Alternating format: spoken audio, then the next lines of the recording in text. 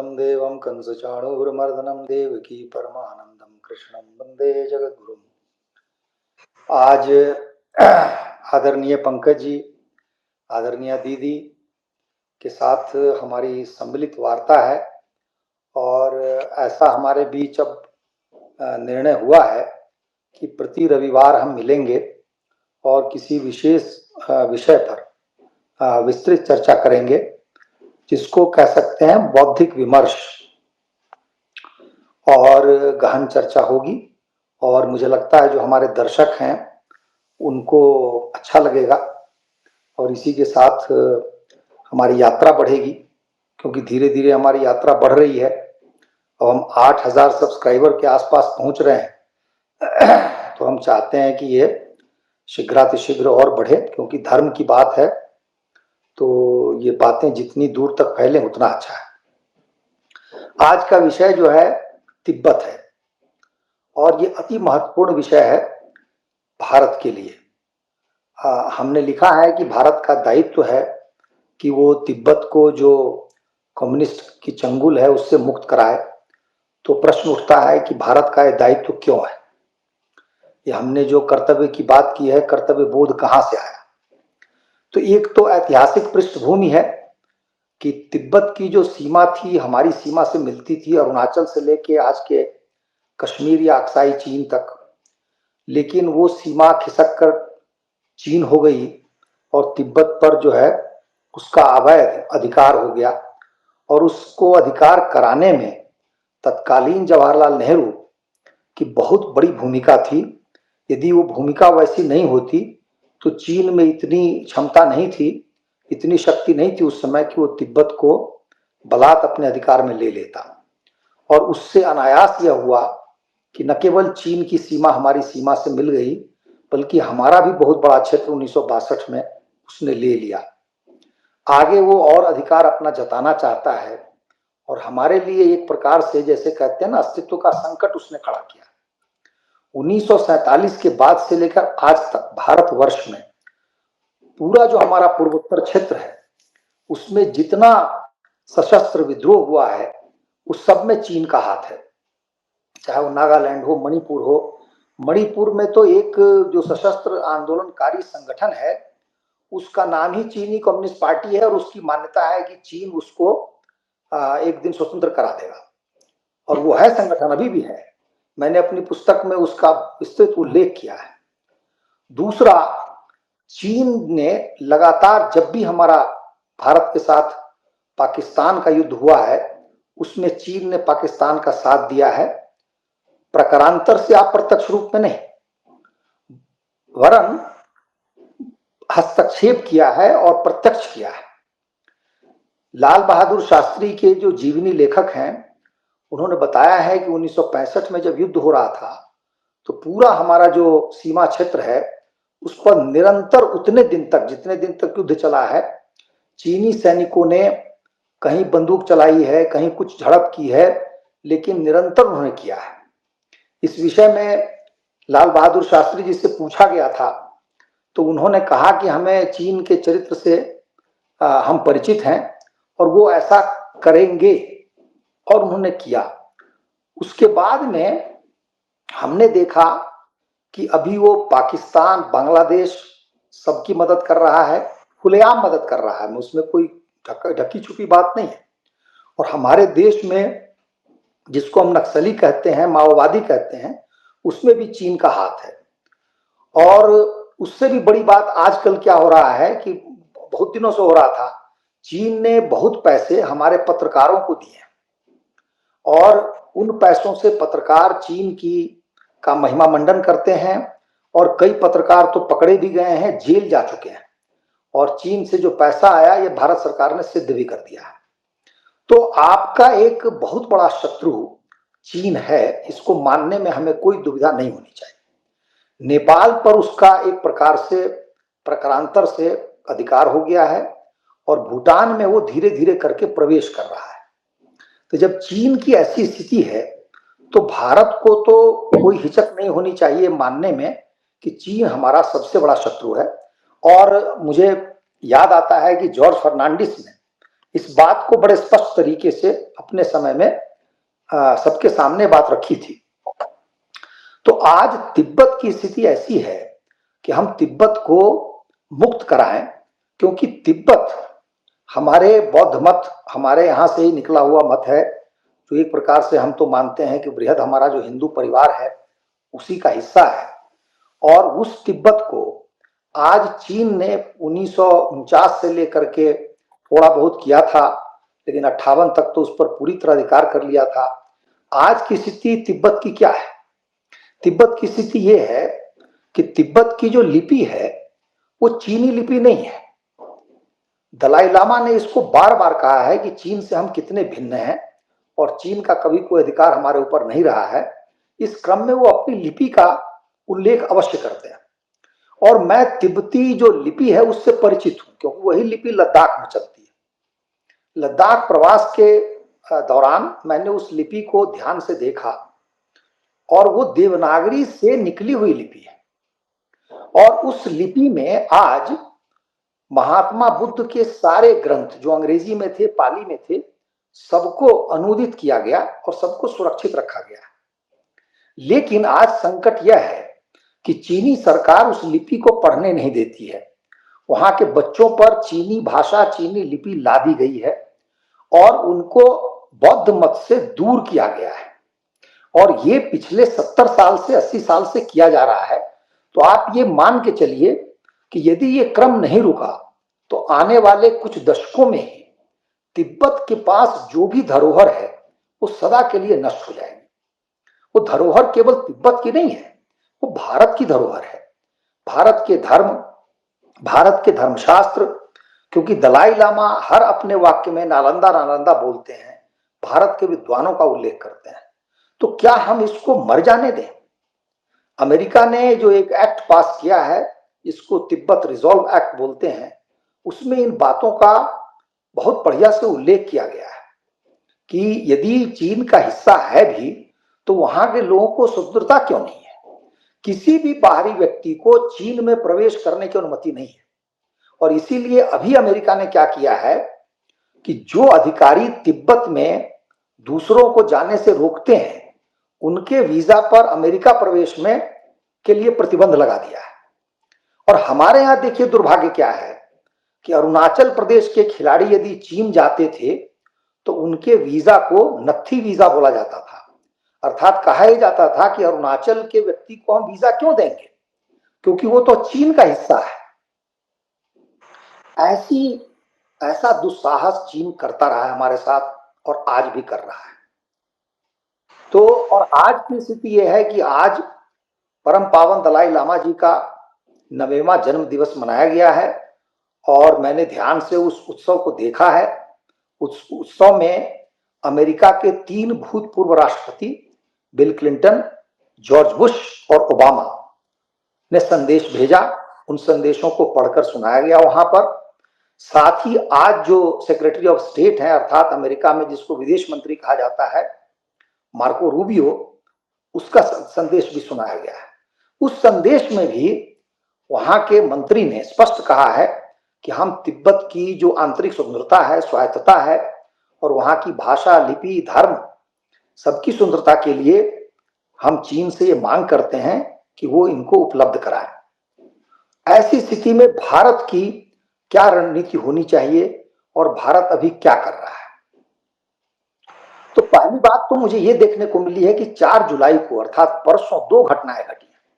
पहली घटना जो है उसका उल्लेख मैं करता हूं कि वो हमारे रणधीर जायसवाल हैं, जो विदेश मंत्रालय के प्रवक्ता है। अर्थात जो उन्होंने वक्तव्य दिया है वो भारत सरकार का आधिकारिक वक्तव्य है।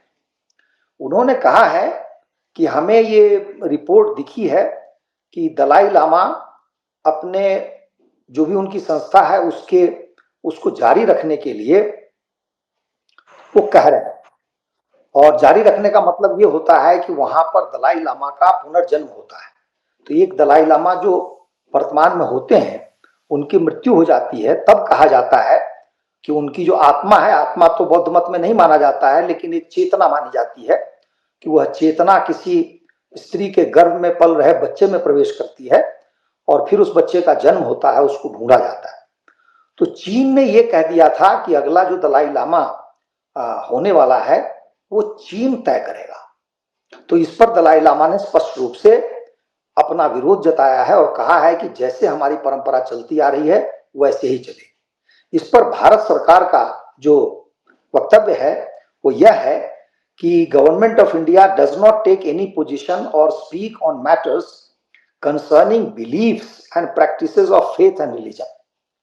तो पहला वाक्य तो यह है कि भारत सरकार ने स्पष्ट किया कि हम धार्मिक मामलों में या विश्वास के मामलों में हस्तक्षेप नहीं करते हैं। यह भी एक प्रकार से माना जा रहा है कि चीन को संदेश है, क्योंकि चीन कह रहा है कि हम दलाई लामा का चयन करेंगे। इसका मतलब यह है कि वो धार्मिक मामलों में हस्तक्षेप कर रहा है।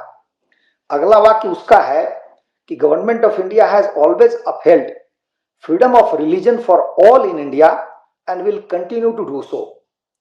इसका अर्थ हम यह लगा सकते हैं कि दलाई लामा जो कर रहे हैं वो भारत में है, और भारत में चूंकि धार्मिक स्वतंत्रता है इसलिए कोई व्यक्ति कुछ भी बोल सकता है या धार्मिक जो भी उसका आचरण है उसको फॉलो कर सकता है। आगे एक और इसमें जो फ्रीडम ऑफ रिलीजन है फॉर ऑल इंडिया, इसको भी माना जा रहा है कि ये चीन पर एक कटाक्ष है।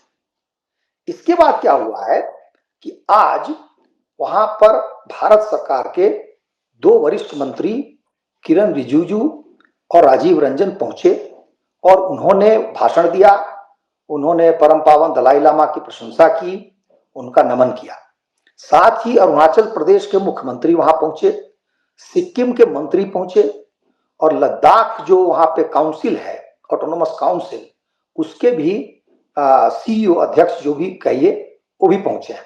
इस प्रकार से भारत सरकार का अच्छे से कह सकते हैं कि सक्रिय उपस्थिति वहां पर थी। साथ में किरण रिजिजू ने दलाई लामा के वक्तव्य का समर्थन कर दिया, जिसका तुरंत प्रतिक्रिया स्वरूप उत्तर आया है चीन से बौखलाया हुआ। चीन ने कह दिया है कि हमारे आंतरिक मामलों में हस्तक्षेप है और हम इसको बर्दाश्त नहीं करेंगे, और ये जो हमारा द्विपक्षीय भारत के साथ संबंध चल रहा है वो अवश्य में प्रभावित होगा। इतना कठोर वक्तव्य चीन ने दिया है। अब इस पर हमें देखना है कि भारत सरकार क्या रुख अपनाती है। क्या वो यह कहेगी कि किरण रिजिजू मंत्री हैं अवश्य, लेकिन वो बौद्ध भी हैं, इस रूप में गए हैं, और जो दूसरे मंत्री हैं राजीव रंजन, वो नीतीश कुमार के कोटे से मंत्री बने हैं, और नीतीश कुमार जो हैं उन लोगों ने, उनकी एक पुरानी परंपरा रही है तिब्बत के समर्थन करने की। तो इस तरीके से अब देखने वाली बात यह है कि भारत सरकार इससे बचना चाहती है या भारत सरकार अपने रुख को आगे बढ़ाती है क्रमिक रूप से। लेकिन इससे भी बड़ी घटना क्या घटी है जो हमें जानना चाहिए, वह है भारत सरकार के जो सेना है उसमें लेफ्टिनेंट जनरल हैं राहुल सिंह, जो कि deputy army chief of staff भी हैं, अर्थात दूसरे स्थान पर है भारत में थल सेना में। इसका मतलब वो वरिष्ठतम व्यक्तियों में से एक है। उन्होंने 4 जुलाई को ही फिक्की में सार्वजनिक सभा में कुछ बातें कही हैं जो पहली बार भारत सरकार के रुख में एक प्रकार से कहिए कि बहुत ही गुणात्मक परिवर्तन को दर्शाता है। अभी हाल में जो ऑपरेशन सिंदूर हुआ, जिसमें भारत ने पाकिस्तान पर आक्रमण किया, तो उसके विषय में लेकर के उनका सार्वजनिक वक्तव्य है जो सारे समाचार पत्रों में छपा है, और जो कहा जा रहा है कि भारत ने पहली बार स्पष्ट रूप से सरकारी तौर पे ये बात कही है। उन्होंने कहा कि Pakistan had full visibility into Indian military deployment. DGMO Pakistan का जो है उसके बारे में कह रहे हैं कि he mentioned that we know that your such and such important vector is primed and ready for action। इसका मतलब ये हुआ कि जब डीजीएमओ ने भारत को फोन किया, भारत के डीजीएमओ को, तो उसने कहा कि हमें पता है कि आपका डिप्लॉयमेंट कहां कहां पर है और आप अगला एक्शन क्या ले सकते हैं, लेकिन I would request you to perhaps pull it back. हम आपसे आग्रह कर रहे हैं कि आप पीछे हट जाइए और इस युद्ध विराम कीजिए। राहुल सिंह का कहना यह है कि he was getting live inputs from China, not just a bilateral conflict. आज वो कह रहे हैं कि bilateral conflict हमारा नहीं था, but a complex multi-actor engagement involving sophisticated intelligence sharing, real-time battlefield support and coordinated military assistance. चीन के पास सैटेलाइट है, पाकिस्तान के पास नहीं है। चीन ने जब भी भारत में युद्ध शुरू किया उस समय से लेके जब युद्ध विराम हुआ है तब तक निरंतर उसने बहुत ही बारीकी से फोटो लेके और बताता रहा है पाकिस्तान को कि अब भारत ये करेगा, अब ये मिसाइल चलाएगा, अब ऐसे चलाएगा, वैसे चलाएगा। ये दूसरी बात है कि इसके बावजूद पाकिस्तान बचा नहीं, लेकिन ये सारी जानकारी राहुल सिंह ने दी है और चीन पे मुझे ऐसा लग रहा है कि भारत सरकार की ओर से एक कठोरतम आरोप है जिसमें वो साफ कह रहे हैं कि ये चीन ने किया। दूसरा, इसका एक नेता कुछ लोग यह भी निकाल रहे हैं कि यह चीन ही था जिसके कारण युद्ध विराम हुआ है, क्योंकि चीन को जानकारी थी कि जो मिसाइल भारत छोड़ने जा रहा है वो और भी भयंकर होता जाएगा और पाकिस्तान बच नहीं पाएगा। तो एक ये भी बात, लेकिन चीन को लेकर के भारत का यह जो रुख है ये अपने आप में कहा जा रहा है कि विगत अनेक दशकों में ऐसा रुख हुआ नहीं था। अब मेरा मानना यह है कि ये अभी भी कमतर है। जितना मैंने बताया कि चीन जो जो हमारे साथ कर रहा है और तिब्बत को बचाना क्यों आवश्यक है, उसमें हमारे रुख में क्रमिक विकास नहीं होना चाहिए, इसमें विकास अब थोड़ा क्रांतिकारी होना चाहिए। हमें ये कहने में कोई हर्ज नहीं होना चाहिए कि तिब्बत को लेकर के जो हमारी नीति है, जिसको हम वन चाइना पॉलिसी कहते हैं, उसको हम नहीं मानते, क्योंकि जब हमारे अंग को, अभिन्न अंग को वह स्वीकार करने को तैयार नहीं है तो हम उसके अभिन्न अंग को क्यों स्वीकार करें।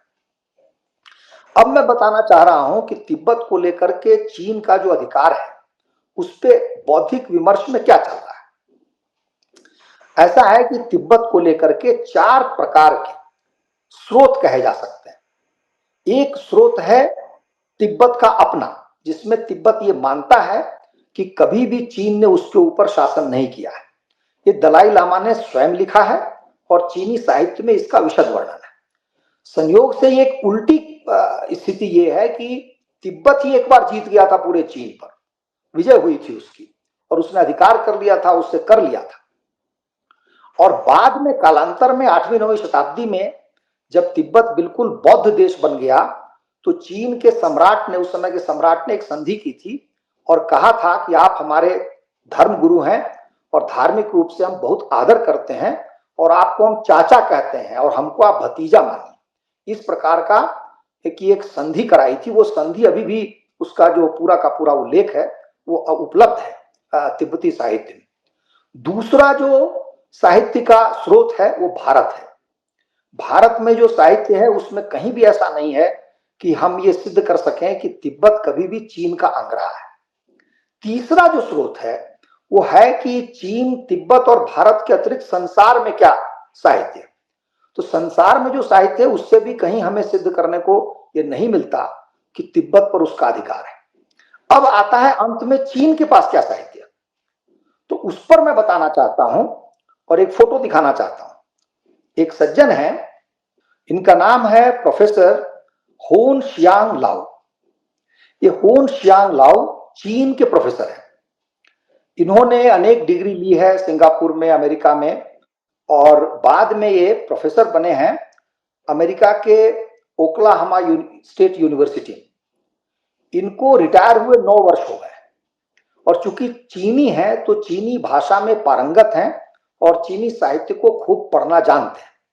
इन्होंने 2019 में एक सीरीज चलाई लेक्चर की। वो लेक्चर जो है ऑनलाइन यूट्यूब पे उपलब्ध है। मैंने उसको देखा है कि 7 लेक्चर उन्होंने दिए हैं। हो सकता है 8 भी हो, लेकिन मुझे 7 दिखे। सातों के साथ जो लेक्चर है उसका शीर्षक है कि Tibet was never part of China. और आगे वो लिखते हैं कि in the historical record of China Tibet was always as an independent nation. उसमें चीन जब तिब्बत पर कब्जा कर रहा था तो उसने पता नहीं कोई साहित्य उठा करके बताया कि 7वीं 8वीं शताब्दी में हमने तिब्बत पर कब्जा किया है, लेकिन उसको तुरंत उसका खंडन कर दिया गया। चीन में ही कुछ लोगों ने खंडन कर दिया। तो चीन 12वीं शताब्दी में आ गया। 12वीं शताब्दी में युआन वंश का शासन था चीन पर। युआन वंश का जब शासन था, जिसका उल्लेख चीनी सरकार ने किया है, उसको प्रोफेसर जो ये लाओ है, उन्होंने स्वयं पढ़ के अपने लेक्चर की सीरीज में दिखाया है कि उसमें कहीं भी नहीं लिखा हुआ है कि तिब्बत चीन का अंग था। और वो सारा साहित्य चीन का ही निकाल के देते हैं, और वो कहते हैं कि अच्छी बात यह है कि 1949 के पूर्व जितना चीनी स्रोत है वो वैसे ही उपलब्ध है, और अब चीनी सरकार ने उसको चीनी भाषा से दूसरी भाषाओं में भी अनुवाद करके उपलब्ध करा दिया है। तो कोई भी देख सकता है दूसरी भाषा में, लेकिन वो चूंकि स्वयं चीनी भाषा जानते हैं और उसको दिखाते हैं रिकॉर्ड को, इसलिए बड़ा विश्वसनीय और बहुत ही अच्छा लगता है। तो इस प्रकार से ये सिद्ध हो जाता है कि कहीं से भी चीन का कोई दावा तिब्बत पर नहीं बनता है। इसलिए भारत का कर्तव्य यह है कि अपनी ऐतिहासिक भूल को सुधारते हुए सर्वप्रथम चीन की वन चाइना पॉलिसी को उठाकर फेंक दे और ताइवान को और तिब्बत को ये माने कि ये चीन के अंग नहीं है, अभिन्न अंग नहीं है, और इनकी स्वतंत्रता का भारत समर्थन करता है। यदि भारत समर्थन आरंभ करेगा तो मैं ये मान के चलता हूं कि संभवतः विश्व के अनेक देश भारत का साथ देंगे। चीन का साथ देने वाले देश इस संसार में बहुत ही कम है, क्योंकि चीन ने अपने जितने अड़ोस पड़ोस के देश हैं, चीन 14 देशों से घिरा हुआ है, 14 के 14 देशों से उसने बिगाड़ कर अपना संबंध खराब किया हुआ है। इसलिए चीन के साथ भारत का यदि ऐसा रुख होता है तो जनमत अपने देश में और देश से बाहर भारत के समर्थन में होगा। दूसरा क्या है कि हमें यह नहीं भूलना चाहिए कि हमें अपनी सीमा सुरक्षित रखनी है और सदा के लिए एक जो राक्षसी स्वरूप है इसको मिटाना है, नहीं तो आने वाली पीढ़ी के साथ और भी समस्या होगी।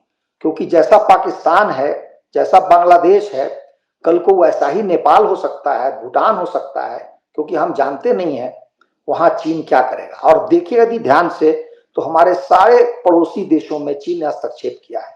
यहां तक कि श्रीलंका में, मालदीव में बड़ी कठिनाई से श्रीलंका को भारत की तरफ मोड़ा गया जब उसके यहां आर्थिक दिवालियापन हो गया। मालदीव में भी जब ऐसा ही हुआ तो भारत ने उसको उबारा। लेकिन ये हम कब तक करते रहेंगे चीन के लिए? इसलिए मेरा मानना यह है कि अब खुलकर समय आ गया है, और भारत सरकार के रुख से ऐसा लगता भी है कि भारत सरकार ने अपने समय में जो रुख था उसमें बहुत परिवर्तन किया है, लेकिन मुझे लगता है अपेक्षित परिवर्तन की आवश्यकता है। तो मैं यहाँ पर ही अपने वाणी को विराम देता हूँ।